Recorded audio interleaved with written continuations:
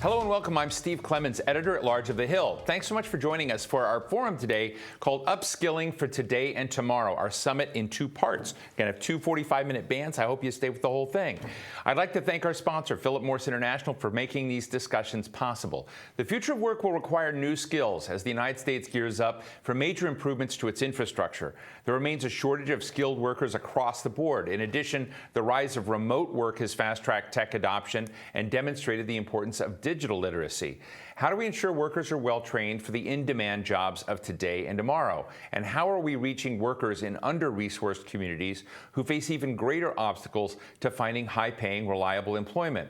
We've got a fantastic lineup of speakers to answer these questions and more. Our first hour of programming is going to explore the opportunity divide and is going to take a look at state models and nonprofit programs that are trying to address this gap in these set of issues.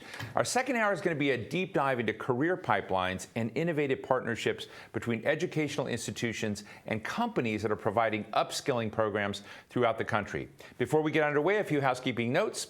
As always, please tweet us at @TheHillEvents. And today's hashtag is #TheHillUpskilling. Maybe or The Hill Skilling, but do The Hill Upskilling. As with any broadcast, we may experience problems with our live stream, and I hope we don't, but just push refresh on the page. We're going to be taking your questions throughout the program and look forward to those as well. My first guest today is Jared Polis. He's a very good friend of The Hill. He's the governor of Colorado. I need to say congratulations to him. I just in his Twitter feed saw that he got married to his longtime partner. I want to congratulate Jared on that. Governor Polis has made investment in reskilling, upskilling, and next skilling opportunities a priority in his state. Governor Polis, great to see you. Congrats again. Listen, we've talked about what a healthy economy looks like and looking forward. You've been an entrepreneur. You've been in the Congress. You're now a governor of a state with direct line of. And I guess what I'm really trying to get at today is to understand what is real when it comes to upskilling opportunities? I remember when I worked in the United States Senate 25 years ago, we used to talk about retraining or training up, but it was kind of fake. I mean, we were trying to sort of patch over the fact that there were a lot of people who were going to get stuck in jobs that had been, exported abroad. But are we at a point where actually upskilling and retraining and giving people new tools is actually a real exercise that's going to have real impact?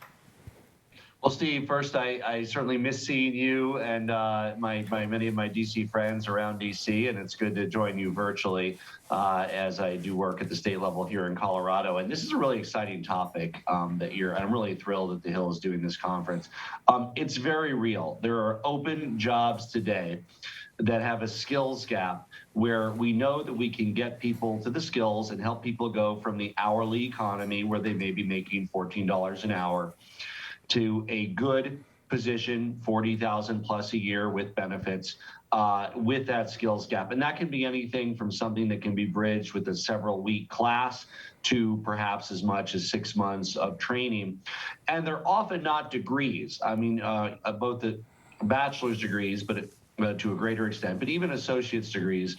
A lot of what goes into them aren't directly connected to the exact workforce skill that needs to be demonstrated. So a lot of the exciting parts of this movement, and we've worked with the Merkel Foundation around skills-based hiring in Colorado, the Merkel Foundation, really making sure that how can you document skills beyond just that kind of vague university or community college credential people get to show that they have the skills to do it. And we're investing in it. So there's a tie-in into Washington on that, because where do we get the resources to invest in this? It's the American Rescue Act, ARPA money. Here in Colorado, about $65 million. Scholarships for workers to be able to get the training they need, $25 million through local workforce centers, also through WIOA that are funded, but additional funding for innovative programs to bridge that skills gap.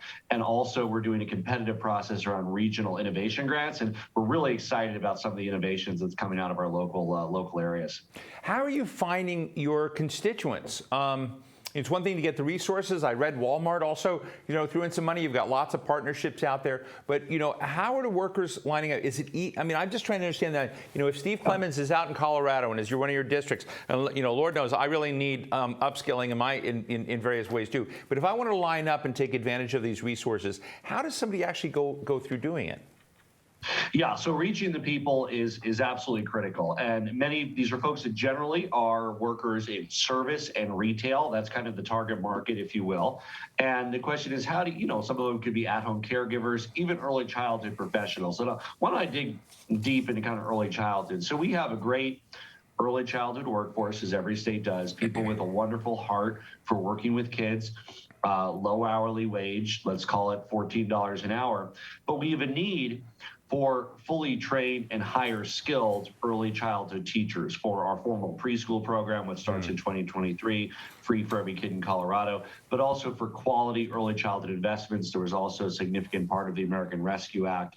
Funding went to that. Colorado got about $270 million. If they do get reconciliation, then there's more funding for that. So the question, how do you get somebody who has the heart for the work, who loves the work, who's earning $14 an hour, to become basically at the level of professionalism that a teacher has for preschoolers, for 2-year-olds, for 3-year-olds, with the ability to do the social emotional work, the pre-academic work necessary. And so reaching them in a discrete way, targeted, is the key piece of that. And it's the same with any different sector. So you kind of look at each vertical market in the economy. You look at the needs, you look at who's doing the work today, who wants to do the work, and what that skills gap is to be able to make it to that next level of earning a professional income. It's fascinating. I love Colorado, and Colorado has so many, different programs going on. You have so many different kinds of populations. It's one of the purplest states in the country, so it's not, it's politically all over the place.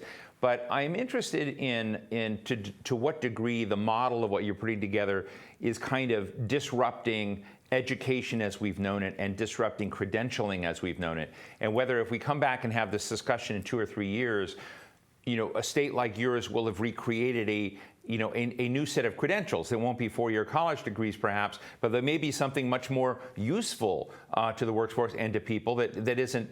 It doesn't mean that, I don't know how to put it. It doesn't mean you're less in any case, but you've got other kinds of things you've achieved. And I'm just wondering how the academic community is looking at some of the things you're doing. Are they partners, or are they scared of what you're doing?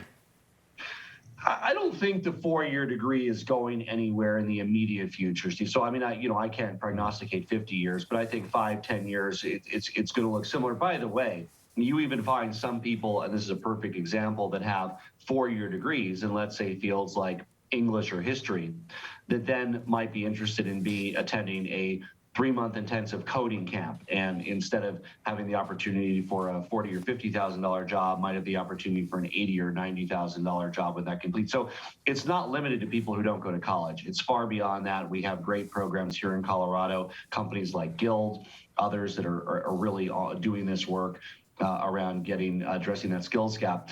I think that our 4-year institutions have such a cultural role in our community that they're going to remain a mainstay of education. And some of them are part of the innovation process, especially at the community college level. We see community colleges in partnership with employers in their area, creating training programs that aren't necessarily terminated in an associate's degree, but are quicker and less expensive and lead to the actual credentialing that's needed for the jobs that are open in the private sector that are good paying jobs.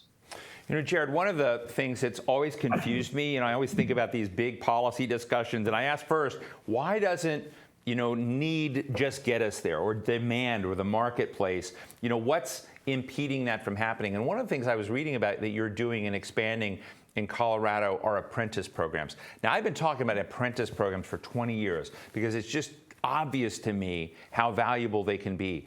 So I guess my question is, good for you for expanding apprentice programs.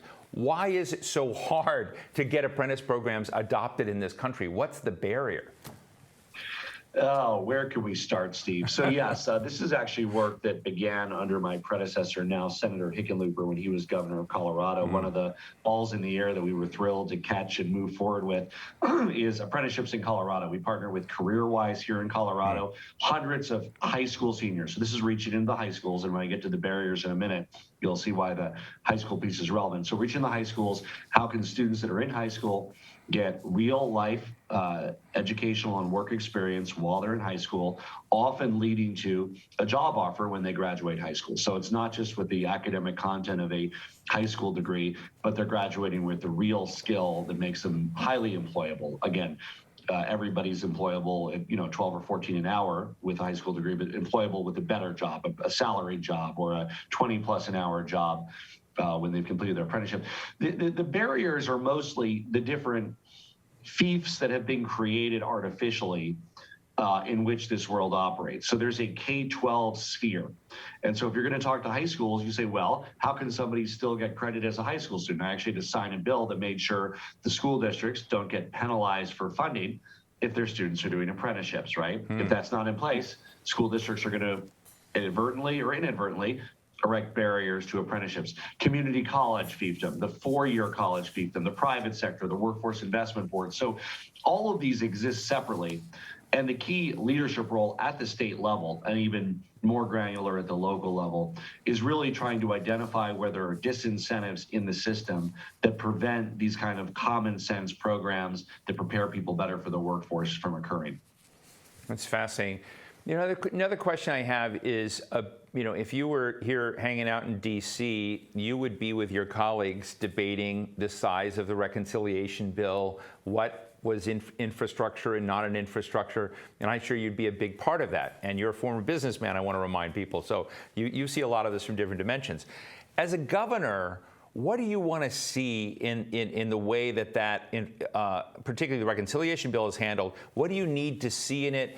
Not just the size and numbers, but what are the elements that really matter in terms of impacting your state and your constituents? And I'd love to hear how you think we can make the debate we're having here smarter than it is today. Yeah, as an implementer on the ground, and I think many governors and mayors feel this way, give us the flexibility to make the investment work, right? So if you have a category of investment, let's call it early childhood investment, and I'm very excited about that part of the work around preschool for more kids, quality childcare. Set the broad parameters of the goals, and then let us on the ground implement that in a way that is the most efficient as possible in our states. So let's give our states the ability and the flexibility to make whatever investment you're doing, infrastructure, early childhood education, healthcare, to make it work. That's great. And we're taking questions from the audience, Governor. We have a good question from Zach. Zach? Thank you. My name is Zach Valdez. I'm a AAAS Science and Technology Policy Fellow in the Office of Advanced Manufacturing at the National Institutes of Standards and Technology. Governor Polis, I have two questions. First is, how should upskilling be funded, including the associated downtime for employees to learn new skills? Would federal, state, or local government shoulder most of the burden, or should it fall on private industry, academia, and employees? And second, what does equity in upskilling look like? Thank you. Two great questions, and we could have a forum. We're initially using some of the... Oh, sorry, Steve. No, I just said two great questions. We could have a whole nother forum on just those two questions. Go ahead. And we could. And thank you, Zach, for that great question, both questions. And certainly the equity one is one that we could have a whole forum about. On the first one, we're using American Rescue Act funds initially. What a lot of the models that we're seeing work do is they actually leverage the private sector funds, because fundamentally it is the private sector that needs to see this happen. So when you look at CareerWise's apprenticeship model, these are effectively sponsored, if you will, by the large and medium scale employers that then have and benefit from the access to a skilled and talented pool that they contributed to help in training. Same with companies that are full private sector like Guild. It's what we call a B Corp. It means a company with a public benefit, but it's fundamentally a for-profit company that has similar work in partnering with private sector firms to help upgrade their employees. So companies themselves have an incentive to do this. They benefit from it, and we're finding that is a sustainable funding model over time with a transformational public investment up front, which is how we're looking at it here in Colorado. I think there's a lot of upside for equity, Zach, on the second part of your question. and in making sure that when you look at who's in the hourly economy, how can we expand the opportunities for professional and salaried and higher wage jobs to folks and really bridge that gap. So I'm excited about the upside, but like anything in equity, it doesn't come without doing the work. And here in Colorado, we're very excited. When you look at, for instance, our apprenticeship program in high school, it is plurality, minority. It is hitting the mark in terms of serving some of our low-income areas, and we've really made a deliberate effort to make it work that way. Well, listen, I always love talking to Governor Jared Polis, and I know that we're all Zoom exhausted, screen exhausted. I can't wait to see you in person again, but I really appreciate you taking time out to talk to us today, Governor Polis. All the best, Steve. Take care. Thank you.